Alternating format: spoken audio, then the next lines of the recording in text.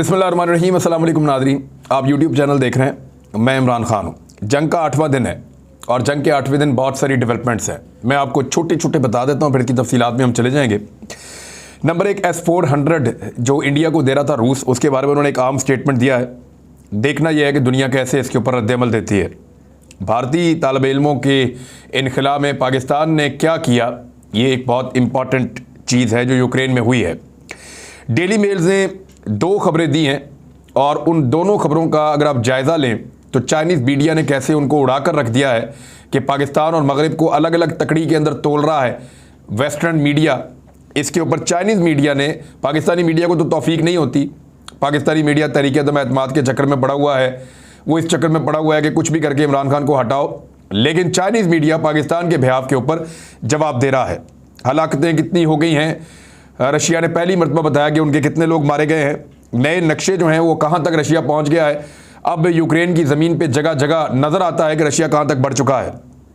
एक और बड़ा एटमी प्लांट चेरनोबिल के प्लांट के बाद वो अब रूस के निशाने पर है। वहाँ क्या हो रहा है और अमेरिका को इस जंग से क्या फ़ायदा है, तीसरी आलमी जंग की धमकी रशिया ने क्यों दी है, ये है वो अहम खबरें जो मैं आप तक पहुँचाऊँगा। आलमी पाबंदियों के बावजूद रूस ने यह कहा है कि भारत को S-400 मिसाइल सिस्टम फराहम करेंगे। मैंने आपको पिछले वीलॉग में ये कहा था कि इंडिया बज़ाहिर खामोशी दिखा रहा है, मसलियत का शिकार है, लेकिन वो अंदर से ऐसा लगता है कि अमेरिका के साथ मिला हुआ है। और रूस इस चीज़ को शिद्दत से महसूस कर रहा है कि भारतीय मीडिया और भारतीय हुक्मरान वेस्टर्न कैंप के अंदर झुके हुए हैं। वो रशिया के साथ दोस्ती का हक अदा नहीं कर रहे, क्योंकि रशिया और भारत जो है वो पार्टनर्स थे, पाकिस्तान तो कभी भी नहीं रहा। तो पाकिस्तान का जो रोल है वो बड़ा अच्छा और न्यूट्रल है, लेकिन भारत ने न्यूट्रलिटी के नाम के ऊपर, भारतीय मीडिया ने और भारतीय रियासत ने मगरिब के नज़रिए को तकवीयत दी है। ऐसे में एक चैलेंज में डाल दिया रूस ने एक स्टेटमेंट देने के बाद। जो वफद गया भारत में, उन्होंने स्टेटमेंट दिया कि पाबंदियाँ बेशक मौजूद हैं, लेकिन भारत को S-400 मिसाइल सिस्टम देंगे। रूस ने यह बयान उस वक्त दिया है जब दुनिया बेनकाब हो जाएगी। अगर तो अमेरिका अब ये कहता है कि रशिया पर पाबंदियां हैं, भारत उनसे S-400 दिफाई सिस्टम ना ले, तो फिर तो ये इंसाफ की बात है।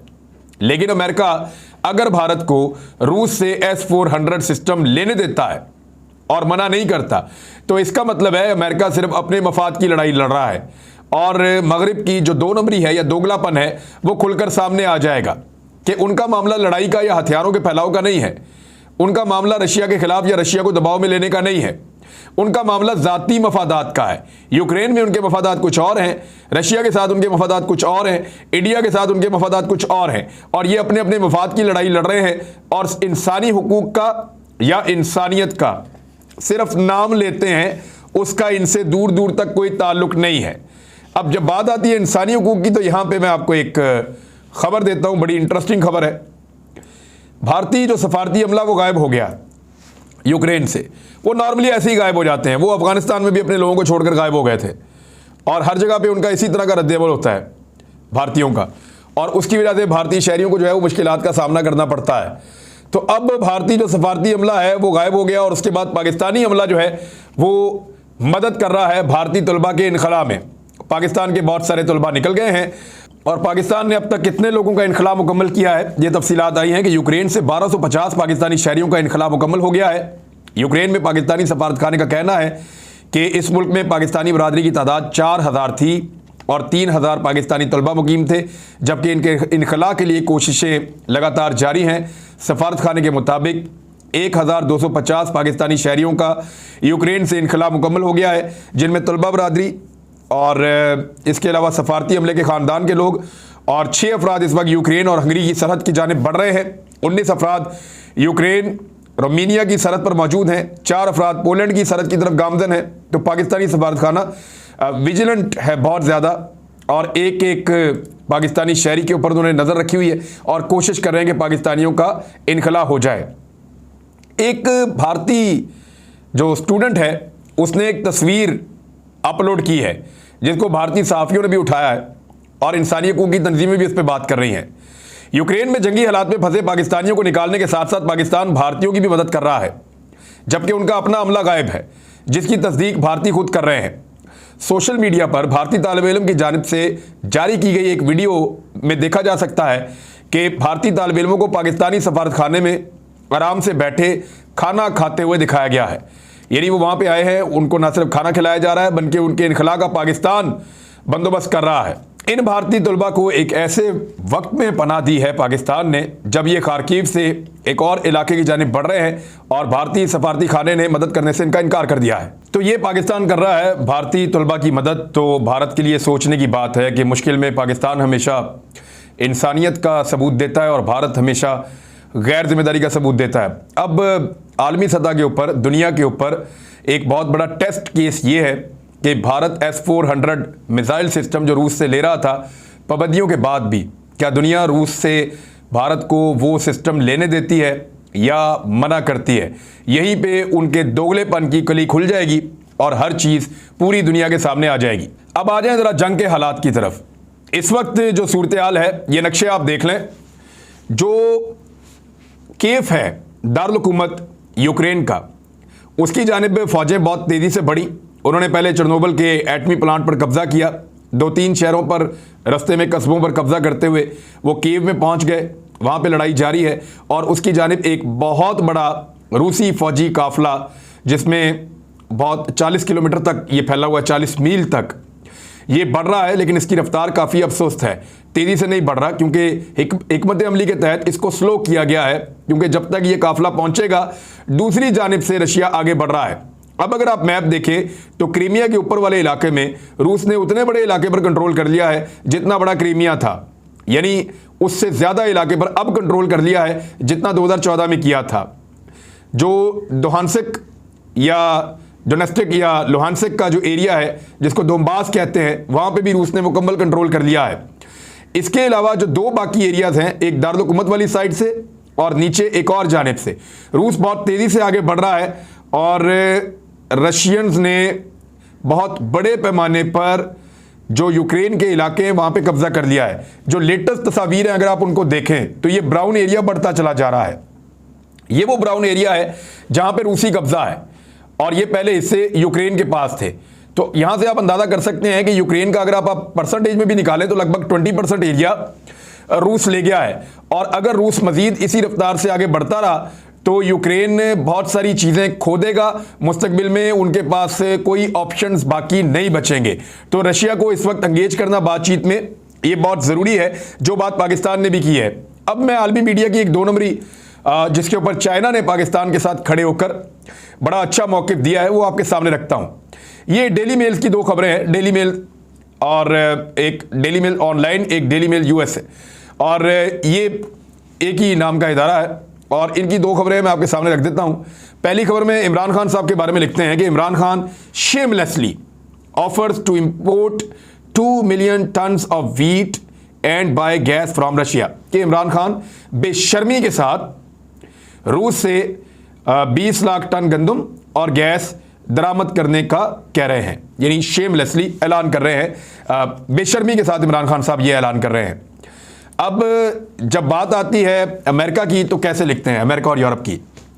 United states and Europe paying criminal $1 billion a day for oil and gas despite harsh economic sanctions. उनके लिए नहीं लिख रहे कि बेशर्मी के साथ या बेगैरती के साथ या किसी और बे वाली चीज़ के साथ, वो नहीं लिख रहे। वहाँ लिख रहे हैं कि अमेरिका और यूरोप अभी भी पाबंदियाँ लगने के बावजूद रूस के दारुल हुकूमत मॉस्को में जो क्रेमलिन है, जैसे व्हाइट हाउस हम कहते हैं, क्रेमलिन वो कहते हैं, क्रेमलिन को $1 अरब रोजाना पे कर रहे हैं तेल और गैस की मद में। यानी पाकिस्तान ये कहे कि फ्यूचर में पाकिस्तान गंदम लेना चाहता है जो खाने की चीज़ है, जो जिंदा लेने के लिए ज़रूरी है, और फ्यूचर में गैस लेना चाहता है, तो पाकिस्तान जो है वो बेशर्म हो गया, पाकिस्तान का वज़ीर आज़म। लेकिन जब जंग चल रही है अमेरिका और नेटो के साथ, जब जंग चल रही है रूस की और पाबंदियां उन्होंने लगाई हैं, हमने नहीं लगाई, तो पाबंदियों के बावजूद रोजाना $1 अरब की गैस और तेल ले रहे हैं रूस से और उसको पैसे दे रहे हैं, पे कर रहे हैं, तो वो बेशर्म नहीं है। तो ये 2 नंबरी जो है वो मीडिया की एक्सपोज की है चाइना ने, और चाइना के जर्नलिस्ट जो है उन्होंने एक बड़ी प्यारी बात लिखी, शेन शिवाई, उन्होंने ये लिखा कि हु इज मोर शेमलेसली, कि इन दोनों में से ज्यादा बेशर्म या काबिल शर्म कौन है, ये उन्होंने लिखा है और ठीक चपेट मारी है मेरे ख्याल में वेस्टर्न मीडिया को। उनको ये बात सोचनी चाहिए कि हर चीज़ को दो नंबरी करने की बजाय चीज़ों को हकायक की नज़र से देखें। अब आ जाए जी हलाकतों के मामले के ऊपर। रूस ने पहली मरतबा आदादोशुमार दिए हैं, लेकिन यूक्रेन में इस वक्त जो हलाकतें हुई हैं उनके मुताबिक जो एमरजेंसी हुकाम है वो कह रहे हैं कि 2000 से ज़ायद लोग हलाक हो गए हैं और रेस्क्यू अमले के 10 अफराद भी मारे गए हैं। एमरजेंसी सर्विसेज ने 400 से ज़ायद मकामात पर आग बुझाई है। 416 मकामात पर धमाका खेज मवाद को नाकारा बनाया गया है और 7 रोज़ अब 8वां रोज़ जंग का जारी है। इस वक्त सैकड़ों ट्रांसपोर्ट मराकज़, रिहायशी इमारतों, अस्पतालों और बच्चों के स्कूलों को तबाह किया गया है। इस किस्म की रिपोर्ट्स वहाँ से आ रही हैं। अब रूस ने पहली मरतबा अपने आदादोशुमार देते हुए ये बताया है कि उनका नुकसान कितना हुआ है। तो रूसी नुकसान जो है इस जंग के अंदर अब तक का, वो ब्रेकिंग न्यूज़ की सूरत में आया था और वो ये है कि 498 रशियन सोल्जर्स डेड, यानी 500 के करीब रूसी फौजी मारे गए हैं इस लड़ाई में अब तक। तो रूस ने कितना बड़ा नुकसान किया होगा यूक्रेन का, इसका आप अंदाज़ा कर सकते हैं। यानी ये इतना बड़ा नुकसान होगा, 2000 शहरियों का कहा जा रहा है, उनके फौजियों का, फौजी तनसीबात का बहुत बड़ा नुकसान हुआ है।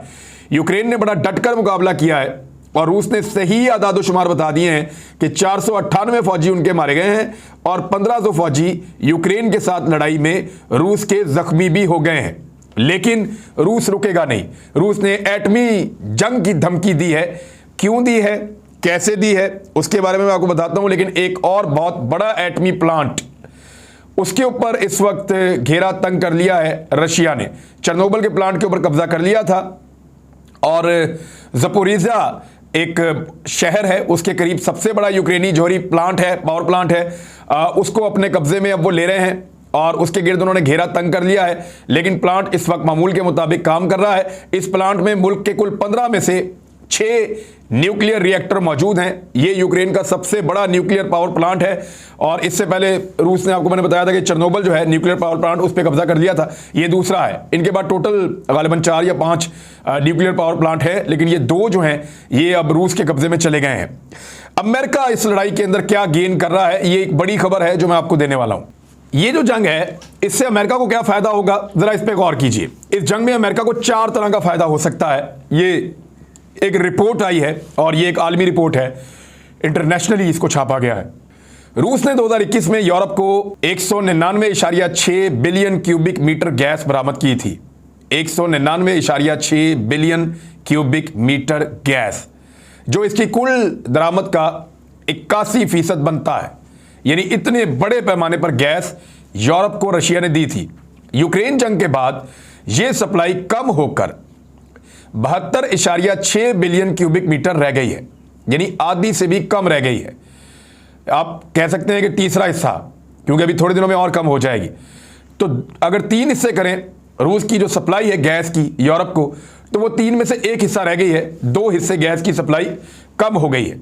इसके बरक्स अमेरिका 2022 में 1 ट्रिलियन क्यूबिक मीटर गैस पैदा करेगा, यानी 1000 बिलियन क्यूबिक मीटर गैस पैदा करेगा।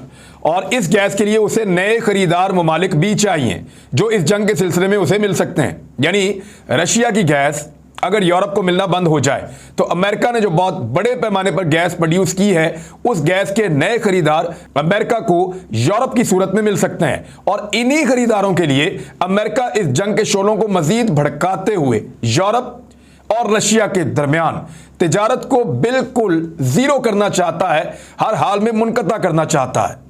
अमेरिका को दूसरा फायदा यह होगा कि जब अमेरिका यहां पे ट्रेड करेगा तो अमेरिकन डॉलर जो है वो मजबूत हो जाएगा, उससे जो उनकी करेंसी गिरावट का शिकार है वो रुक जाएगा।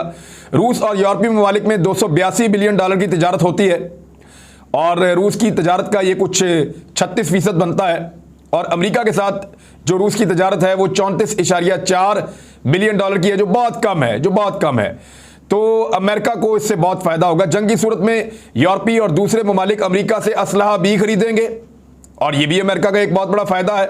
जर्मनी ने अपना दफाई बजट 47 बिलियन यूरो से बढ़ाकर 100 बिलियन यूरो कर दिया है, तो इसका फायदा भी अमेरिका को होगा। तो इस तरह ये 3-4 बड़े फायदे हैं जो अमेरिका को इस जंग की सूरत में होंगे। लेकिन रशिया ने धमकी लगा दी है।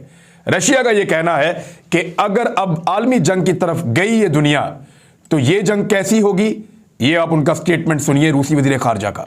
रूसी वज़ीर ख़ारजा सरगेई लावरोफ ने अक़वाम मुत्तहिदा की इंसानी हकूक़ की कौंसिल के इजलास से खिताब में मुतनब्बा किया कि तीसरी आलमी जंग छिड़ सकती है। सरगेई लावरोफ ने यूक्रेन की जानिब से मुमकिन तौर पर एटमी हथियारों के इस्तेमाल पर कहा कि अगर थर्ड वर्ल्ड वॉर होती है तो वो एटमी जंग होगी और सबके लिए तबाहकुन साबित होगी। और इस किस्म की जो चीज़ें, इस तरह के स्टेटमेंट हैं जो आ रहे हैं आलमी लीडर की जानिब से, तो रशिया ने एक्चुअली नेटो को और अमेरिका को और सबको धमकी लगाई है कि अगर आलमी जंग छेड़ोगे तो फिर एटमी जंग होगी। एटमी जंग होगी तो किसी के पास कुछ ऐसा नहीं बचेगा जिसकी लालच में वो जंग करवाना चाहता है। अब तक के लिए इतने, अपना ख्याल रखिएगा, अपने इस चैनल का भी। अल्लाह हाफ़िज़।